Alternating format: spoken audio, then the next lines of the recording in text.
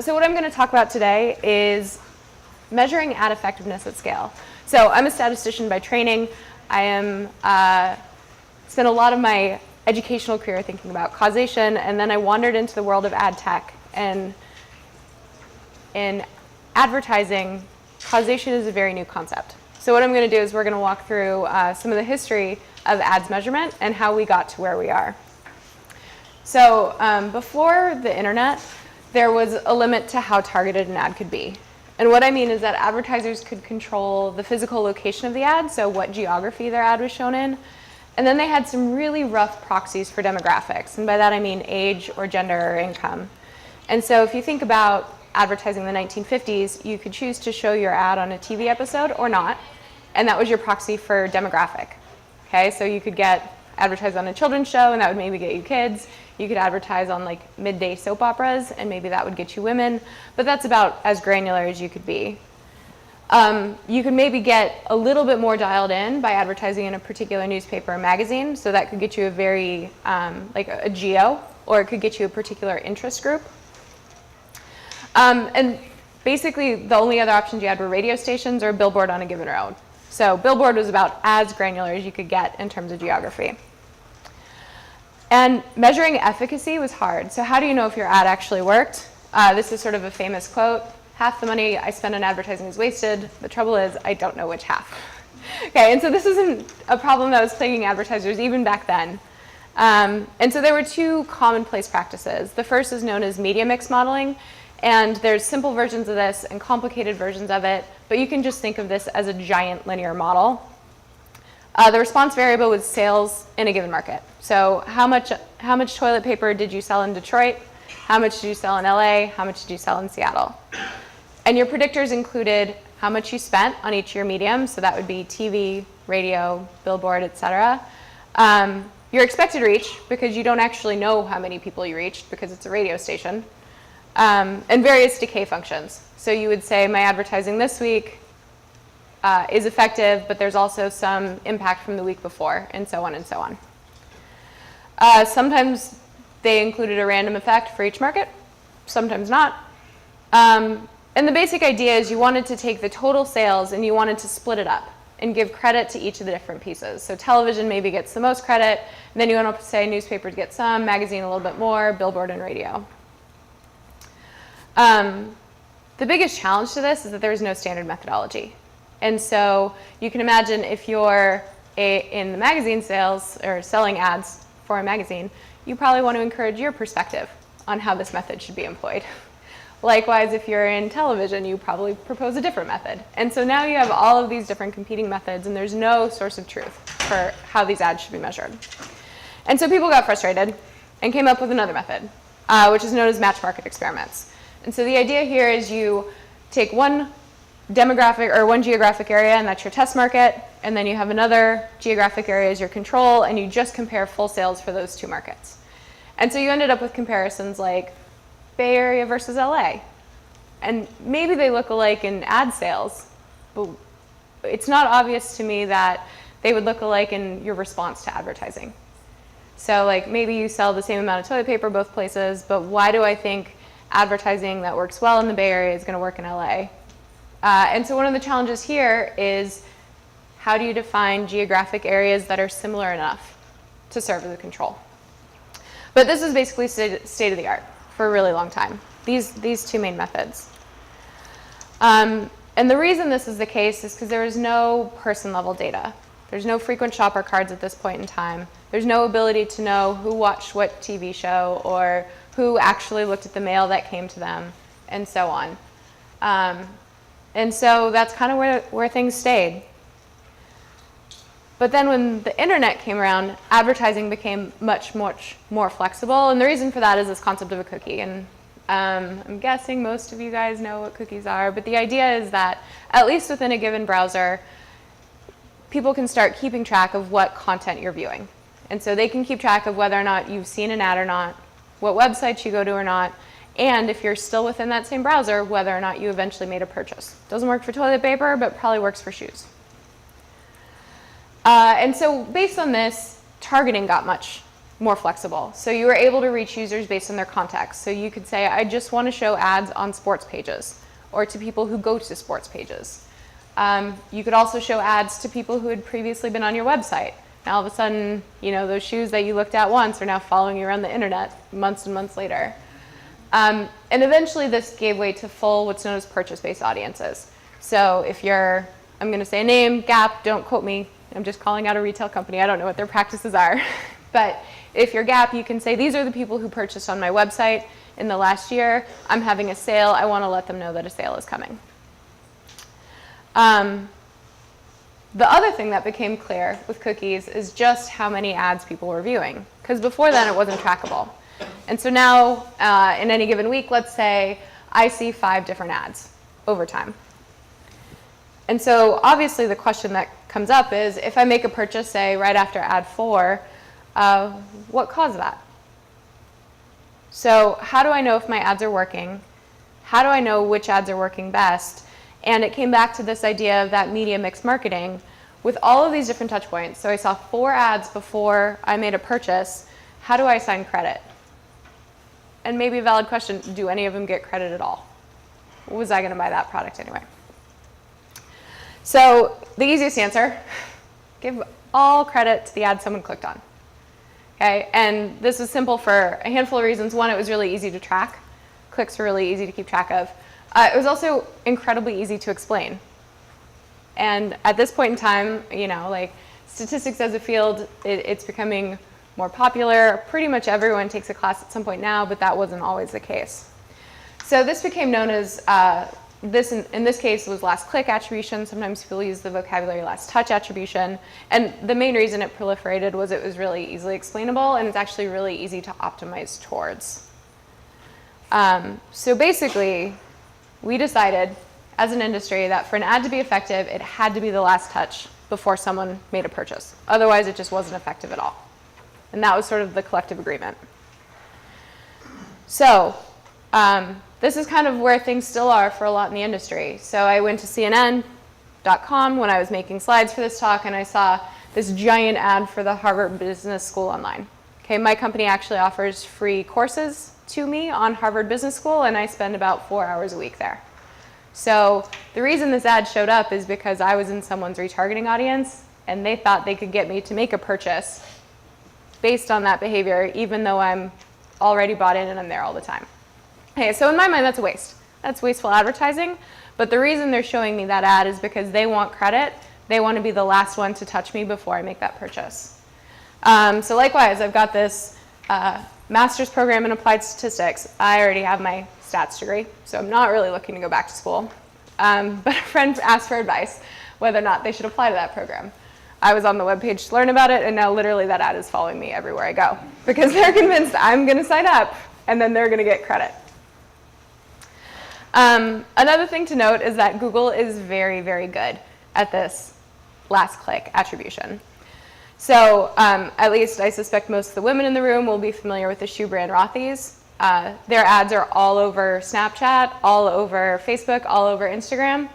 And so I've been bombarded by these ads for over a year.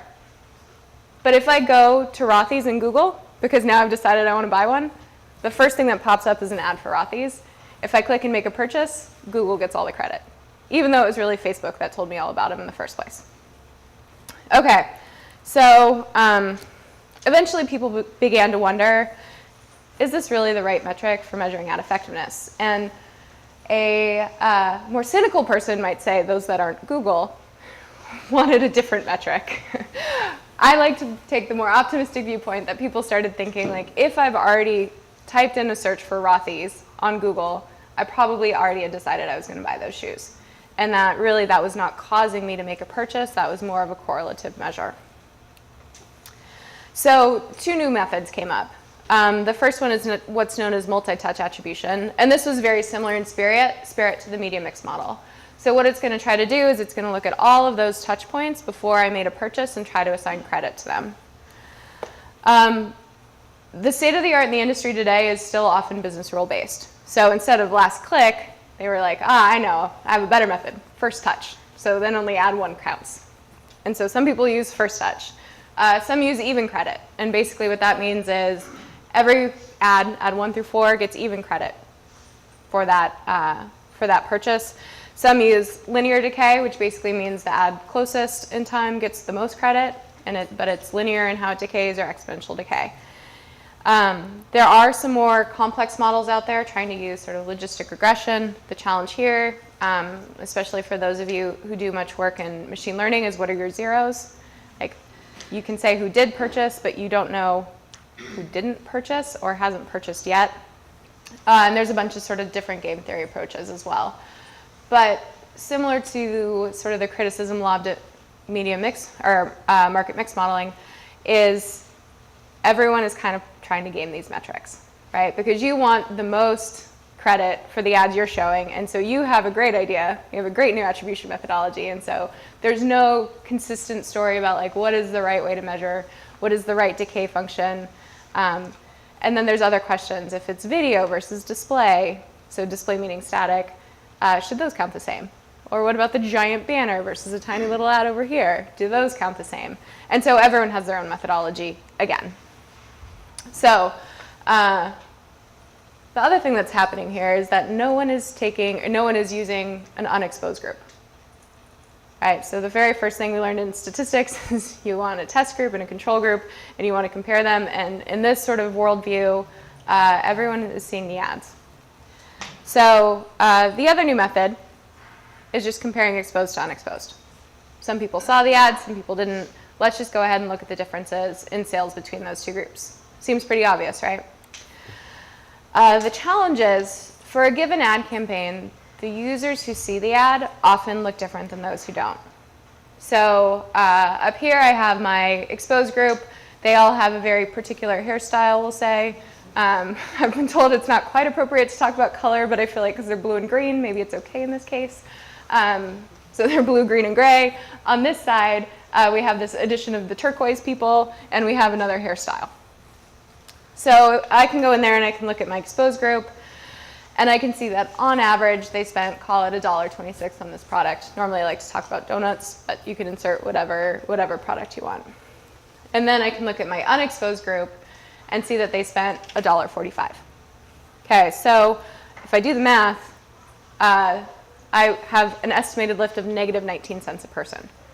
Okay, so I particularly use this slide with the people on the sales side because negatives are scary numbers.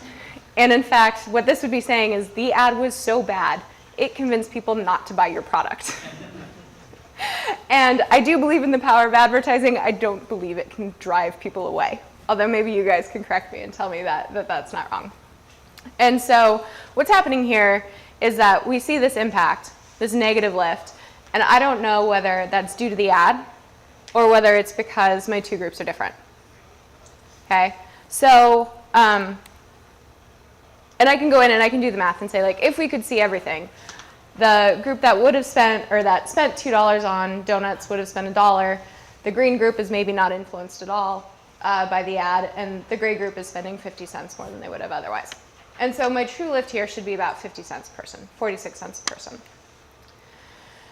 So the next wave took on traditional causal inference methods to create a control group for this unexposed. And so I have three versions up here, one-on-one matching, weighting, and propensity score matching. I'm going to walk through weighting, but they're all sort of variations on the same thing. So the idea with a synthetic control group is I start with my exposed group, I start with my unexposed group, and what I want to do is I want to give weights to everyone in this group so that way they look just like the exposed group. And so the first thing I'm going to do is I'm going to clear out everyone that doesn't look like my exposed group. Okay, so I get rid of most of my unexposed in this case. And then what I'm going to do is I'm just going to add weights so that way I match and counts to my exposed group. Okay, so what we see is that, see if I can get my cursor. Oh no, I don't have one. Okay, but I have four blue, and so the 4 gets upweighted, or this blue one gets upweighted by 4. I have 5 gray, so they get an even bigger weight, and then I have 6 green, and so they get an even bigger weight. It seems simple, right? And so from here, I can go in and do the math, and it turns out I actually get the right answer, which is great. And this is, sort of like if you were writing a statistical paper, done. That worked perfectly. The catch is there's only 3 users in my control group. So even if I could do this really well, the variability in there is huge. The other catch is, in this case, I knew what was important, right? I was able to go in there and say what matters is color and what matters is hairstyle. So what happens if I don't get the important variables right? So I can do this again, and I can say, what happens if I don't realize that hairstyle is important? So the good news is I still clear out those turquoisey people. Okay, that's good. But now I have a whole bunch of people in here that just don't look like the exposed. So when it comes to blue, oh, that's special. It's doing it in a different order than I had it. The blue don't get weighted at all, because I have 4 now in this unexposed and 4 in the other side. For gray, doesn't look, oh, maybe it's working. It's always hard when you email slides. Oh, okay. So gray gets upweighted a little bit, and then green is going to be upweighted a little bit more. And it's a little bit anticlimactic when they're really slow like this. So I can go in and do math just like I did before, and now I get an estimated lift of 30 cents a person. So it's no longer negative. That's good, but it's still not the right answer. And if I were sharing these slides with my sales team, they would be horrified. 30 cents when it could have been 46. We don't want to convey that. So it's no longer negative. It's still an underestimate. And the key here is that we need to know what all the important variables are. And it's really hard in the advertising context to know what's important. Because what's happening behind the scenes is like people have different targeting audiences they're using. There's all these different optimization techniques that are happening. And one thing that I'm kind of glossing over here, I've denoted these as people. When I started, we were talking about cookies, and I need a way to bridge from cookies to people. So that is also happening behind the scenes. And so it's an oversimplification just to say like, oh, if I can know like hairstyle and color, that I'm going to be able to do this well. The other call out is that the observed bias could be positive or negative. And so I do this in the negative sense because that gets sales really fired up, like, oh yeah, we got to do the math right. But the reality is more often it's on the other side. And I was talking with someone at breakfast that sometimes the numbers that people report are just borderline absurd. So there's this common metric called return on ad spend. And that's for like every dollar you spend on advertising, how much are you making?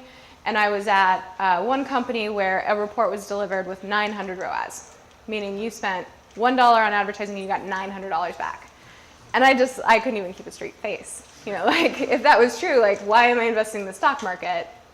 This is poor use of my money. Anyway, so this is happening all over the place. And it's not necessarily that people just want to tell a convenience story. The cynic in me says, yeah, maybe that's what it is. But the reality is this math is pretty hard, and it's really hard to convey all of these concepts. So anyone's ability to measure is only as good as their ability to identify the important variables and to weight correctly. And this is a hard problem, and so many in the industry are skeptical. And so everyone in the room right now is like, A/B tests, A/B tests. Like, why didn't we just hold out a control group? And so that is exactly where the industry is headed. So a control group is created before the ad campaign, and ads are purposely withheld. The catch is all of these systems were built to show people ads. Reverse engineering them to not show ads is really hard. And every time I go to engineering and I was like, okay, I have a great idea. We're not going to show people ads. Literally, they're like, nope, can't happen. Okay, so what is the trade desk and how do we fit into this giant picture? So we're what's known as a demand-side platform. What that means is advertisers and agencies come to us and they say, I have an ad I'd like to show on the internet. And we say, great, we're going to help you put that on the internet. And so what we do on the advertiser side is we collect a whole bunch of ads from them. So different pictures, different videos, and some general requirements. How much do you want to spend? Where do you think you want to spend it? Information like that. On the other side, let's say I'm at work, I'm at my computer, I go to my favorite website, Help You Code, to help debug a problem. There are ads on Help You Code. And so the way those ads get there is Help You Code reaches out to what's known as a supply vendor. I have it sort of, you can think of that as kind of a little auction house. And it says, I would like ads to show Tammy. Okay, and so the supply vendor says, okay, I got it. And the supply vendor is going to reach out to all of its favorite DSPs and say, give me some ads. Okay, so we're just one. The supply vendor is actually reaching out to a whole bunch of them. So when we get the request from our supply vendor, what we do is we run an internal auction and we say, okay, how many ads do we have for Tammy? We're going to collect all of the Tammy ads and we're going to rank them. Okay, so in this case, there were 3 ads that could work in that spot. We ranked the one for my company first, the one for shoes second, and the one for Auto Depot third. So what we do is we select the winning ad in our auction, we send it back to that auction house, and they're collecting ads from all the other DSPs as well. So then they run an auction, they choose a winner, that gets sent back to Help You Code, and then that gets displayed on my screen. Okay, so this is the whole process. This step at the trade desk, we do this 9 to 10 million times every second. So speed is crucial here. We also have 100 milliseconds to respond to every request. So that means whatever we're doing has to be more or less instantaneous, because if you think about all of the steps that happened, this all happened from the time I clicked on the Google search result to when that ad rendered. Okay, and all of that decisioning had to happen. And so that's really why when I say to my engineers, I want to not show ads, they're just like, can't do it. We're going to show that ad.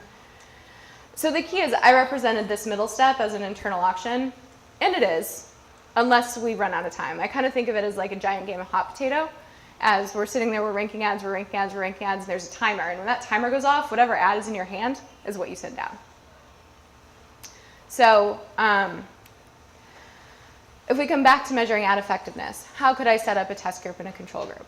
So in the best case scenario, what I want to do is I want to choose at this point whether or not to show someone the ad I want to measure. There's really only 2 ways I can do that. I can either show an ad, the ad I intended to, or I can swap out that ad for just sort of an empty white box. The catch is I still have to pay for that empty white box, and no one wants to pay for this. Okay? If we were in an ecosystem where everyone worked together in harmony, I could potentially swap my ad out at this point. Say, oh, they would have won this auction. I'm going to swap my ad out and send a different ad down. But unfortunately, 1, this has to be really fast, and then 2, we're working together with all of the other DSPs and different supply vendors, and that's just not like a real feasible solution because the cooperation isn't there. So that means the only place I can really set up test and control is within our own walls. So the way this is going to work is for test users, nothing really changes. When we get to this step within our walls, we're going to write down, we bid on this number 1 ad. For our control users, the process is exactly the same until it gets to within our walls. We're going to write down that we would have bid on this ad, but then we're actually going to bid on the second ad and send it down. And so that second ad is going to go down. It's going to participate in the auction. If it wins that auction, maybe it'll show up on my screen. So the big caveat here is that bidding on an ad, so when we send it down to that auction, that's not actually the same as showing an ad. So for the test user, I can know if the ad I sent down is the one that actually won and showed up on my screen. However, for the control user, I'll know if the shoe ad won, but I won't know if the second ad, the ad I actually care about, would have won. Okay, and why this matters is I might be willing to pay $1 to show this ad, but maybe only 50 cents to show that ad. And so this one might be more competitive in the marketplace than the top one. Okay, and so this is sort of starting to get at differences of why would the unexposed look different from the exposed, and it's things like there's actually a concept of users on the internet being more or less expensive than each other. So the basic idea here is that for the test group, I can identify, man, all of my animations are messed up. I can identify who was exposed and who wasn't. So in this case, maybe it's all of my green users were not exposed. But because I need my test group to look like my control group, I'm going to use a method commonly known as intent to treat, which is that entire test group gets compared to the entire control group because I don't know who would have been exposed in the control group. Okay, and so this works really well if the number of green users is small. Right? If it's only 1% of my test group, then I can probably get a pretty good signal. Where it's going to fall apart is if it's 99% of my test group. And so these are the sorts of things we have to figure out, and a lot of this is going to be advertiser dependent. So depending on how competitive they are in their bidding will determine sort of how many of these green users we have. And I'm a statistician at heart, and while I love t-tests for their simplicity, I don't want to stop right there. I don't want to settle for this intent to treat, because one of the things that we really struggled with in sort of our causal inference-based methodology was knowing what matters. And so my proposal is, let's use experiments, and then let's layer in causal inference. So I have complete information for my test group. I know who was exposed and I know who wasn't. And so I can build a model to help me understand within that test group who was exposed and who wasn't, and I can try to separate my two groups. Okay, so I'm glossing over a ton of details here. As I was putting these slides together, I was like, what is everyone's background? I'm happy to go deeper into sort of what this model looks like. And it can be as simple as logistic regression. We can use some gradient boosting models. But the basic idea is we have a ton of information about these people that we can use to understand what makes them exposed or not. So I alluded to one, which is maybe how expensive they are. I can also know how competitive they are in our marketplace, like how often they show up, how many other ads are competing for them, and so on. And so I can build this model, and I can separate out my test group, and I can come up with a predicted exposed and a predicted unexposed. Okay, and so I build that model in the test world where I know everything, and then I can go apply it on the control side. And so the model I train on the test, I can then apply to the control group, and I'm able to create the same separation. I have a predicted exposed for both groups and a predicted unexposed for both groups. So from here, there's a handful of different things that are being used. So I feel like a broken record now. I'm a statistician at heart, so I'd much prefer to use causal inference methodology. So that way I can take advantage in both groups, because even though I've depicted it here as perfect separation, my model in reality isn't going to be that great. So there are going to be times when someone I predict as exposed will actually be unexposed and vice versa. When this method is talked about sort of within the industry, it's often known as ghost ads. And in the ghost ads paradigm, you just look at the predicted exposed and compare it to the predicted exposed from both groups.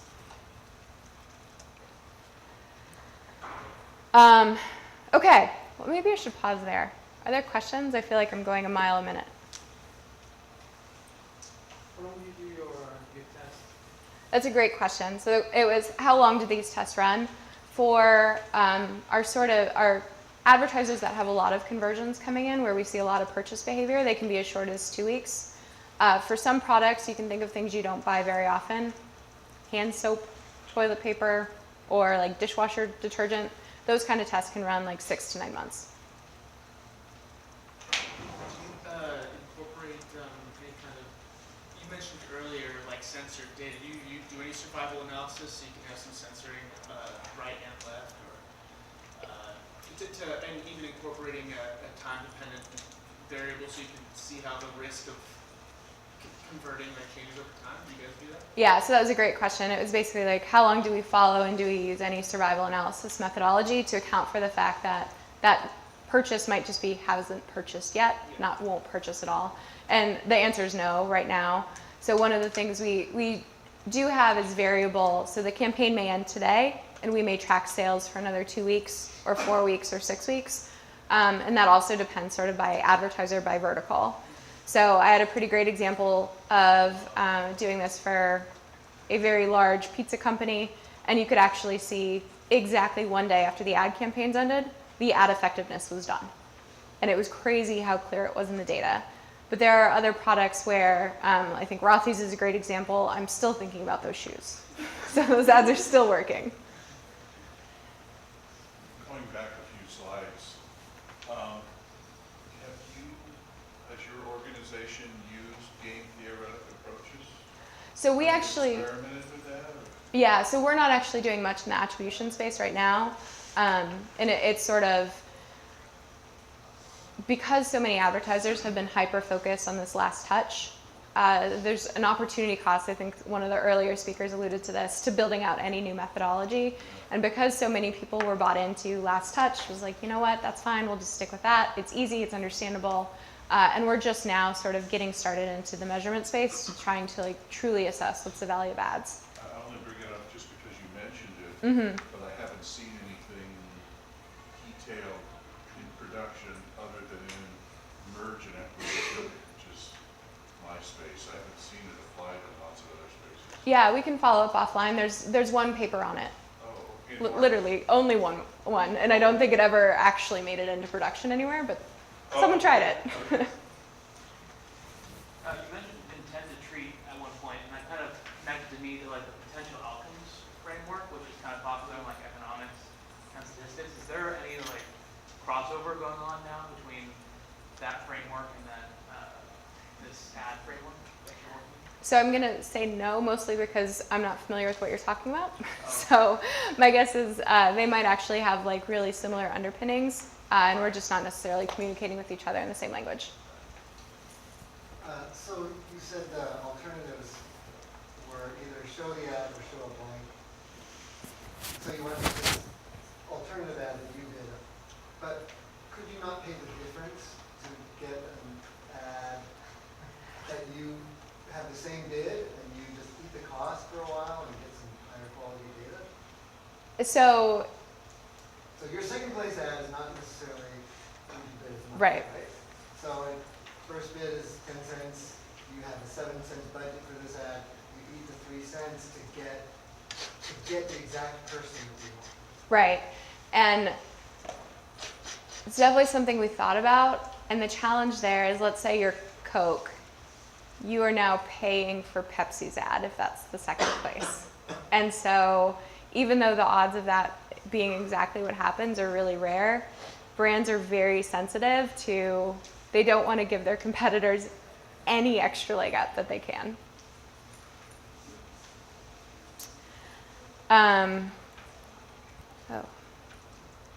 We're gonna watch some animations again. I'm not sure how I went backwards.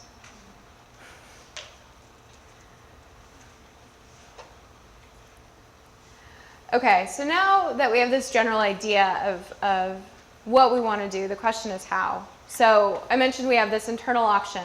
We're doing this 9 to 10 million times every second. That code exists in a component we call the bidder. And believe it or not, engineering is not going to let me touch the bidder. Can't imagine why. They don't want me touching that code. So what the production engineers do is they go ahead and write out those log files, and those live in S3 for us. And so from there, we have some set Spark jobs that go in and process the data, because what we have is really a ton of data. If you think about 9 to 10 million times every second, we have on the order of several billion cookies in our system, and we're keeping track of every opportunity to bid.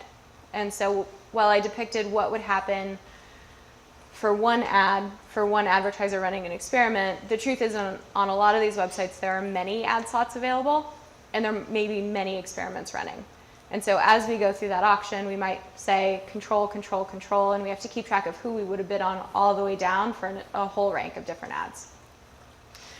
So bottom line, there's a lot of data. Even with, call it 50 very large EC2 instances in a cluster, I can only process about 7 days worth at a time before, I mostly pull my hair out because I'm frustrated with runtime, and that's just for aggregating data. Okay, so once I have those log files aggregated using different batch jobs, now I can start what I'm going to call the real DS work, the real data science work. And the first thing that I care about is what I call the goober check. So that is, if I set up a test group that is 80%, are my logs 80% test? If I say my control group shouldn't see ads, are we actually sure that they aren't seeing ads? I want to make sure that my test group is exposed and also that we have the right amount of data. And while this seems like it's obvious, there are a lot of bugs in engineering. And also remember that part where I talked about how it's like hot potato? If you run out of time, you just kind of throw your hands in the air and send out whatever's in your hand. Because of that, I was actually pretty worried that we would just send out whatever was in our hand and not take the time to write down what we were actually doing. And so this is actually a pretty crucial component. And it's interesting as I've gone out and I've talked to advertisers about this, because even though this feels like it should be obvious, I volunteered to have it in standardized reporting, and advertisers were like, yes, please, we're begging for this. Because I think what they're finding is that in a lot of places, the control group is actually exposed. And no one wants to admit that that happened, because you have to admit, like, oh, maybe these systems don't work quite as perfectly as we would like them to. The other thing I'm worried about is I want to make sure that our test group looks identical to the control group. And so I alluded to some of these variables earlier. I look at things like, how active are they? How many ads are we showing them? How many opportunities do we have to bid on them? Where are we seeing them around the internet? Are they mostly on their phones? Are they on their laptop?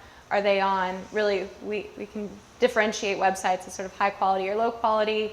How expensive are they? And then I can also look at things like, how often were they buying before the campaign started? So what I want to make sure of is if I create a test group and a control group, and I look at purchases before the experiment even started, I should see no lift. Call that a placebo test. And then during the campaign, I should see that we actually are having an impact. This is a conference about R. I haven't talked about R at all. So one of the nice things is, even though we're doing this at scale, we're doing this for a ton of advertisers at once, once we aggregate the data down, it's actually kind of a reasonable size, because advertisers are reaching on the order of, like, call it 1 million to 10 million, call it people at a time. And that actually, with a big enough EC2 instance, I can fit that in memory in R, not a problem. And so the first step is I'm going to aggregate those raw logs using Sparkler, and then I'm going to collect the data into memory for exploration and method development. So one good example, if I'm worried about my test group looking like the control group, a very standard univariate comparison is the KS test. And so for those of you that aren't familiar with it, the basic idea is I have two groups here, test and control, one represented in black, one represented in sort of the greenish color, and I'm going to build an empirical distribution function for each. So the x-axis here would be something like how often we see them in bidding, and then the y-axis is what % of users fall below that number. So out here, maybe this is like literally 24 hours. We see them every hour of every day. 100% of our users will be under that. But maybe here towards the middle, that's like 5 or 10 times a day. What the KS test does is it goes in and it looks for the maximum distance between those two curves, and then compares it to an asymptotic distribution. So in this case, these curves look pretty different, so my p-value would essentially be 0. So when we do this in production, we're going to do this in Spark because it needs to be super parallelizable. Our data is distributed, and we have to worry about things like partition and skew. Happy to talk about that offline. But Spark has been our production tool of choice. And Spark has no built-in functionality for 2-sample KS tests. So Java does. And so we could use Spark Scala to call Java to run these tests. Eventually, though, I'm going to want a weighted version of the test, and this gets back to that idea of I want to use causal inference methods on top of my experimental design. And so given that, it makes sense just to rebuild these functions ourselves. We explain the test. It's relatively straightforward. The only hard part is that asymptotic distribution part. So the way this works for us is in step 1, we're just going to use built-in R functionality to run the test, make sure we understand how it works. Step 2, I'm going to rebuild the test in R because that is where I'm most fluent, and confirm I get the same answer. Okay, so that's going to show me that for a given compiler and sort of like for a whole bunch of reasons, I want to make sure that I'm getting the same answer if I write the same code in the same language. So step 3, I'm going to decide on what visualizations I want to produce and build functions to work on aggregate data. So I don't actually need all of my data to compute those empirical CDFs. All I need is the aggregate data, and maybe that's what I want to display into the UI for my end user. Step 4, I'm going to build the test code in Spark Scala, and I'm going to confirm that the results are the same. And I'm going to do this a bunch of different times. Okay, because what I want to make sure of is that as I'm implementing new methods, I am not a computer scientist, I'm not a software engineer. I want to make sure that I'm getting the same results that I expect as I'm writing, code that someone probably more of an expert than myself should be writing. And then step 5, assuming everything is up and running in Spark Scala, I am actually going to send the aggregate data back to R in production to create graphics. So I do want in S3 to have a whole bunch of diagnostic pictures I can look at. So if an advertiser comes to me and says, I think these results are funny, I have some very easy places that I can go look quickly to say, oh, I think it's fine, or like, oh, you're totally right, things look totally off. I'm also going to print out some aggregate data that we can send down to our UI. They have beautiful graphics packages that'll work on the aggregate data. The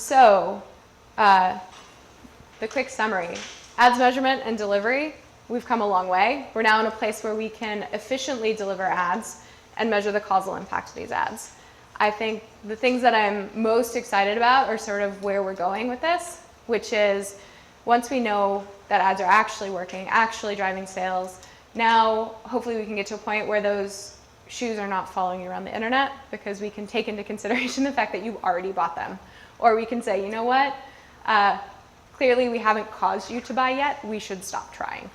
And so my hope is with this we can stop wasting some of the advertising money and we can sort of like gradually increase the advertising experience for everyone. Ads measurement still has a long way to go. So I alluded to this earlier, but changing the mindset of the average advertiser will be a slow process. I'm in meetings with people who claim they want to know about causality and incrementality, and when I start talking about p-values, they're like, whoa, I don't want to go there.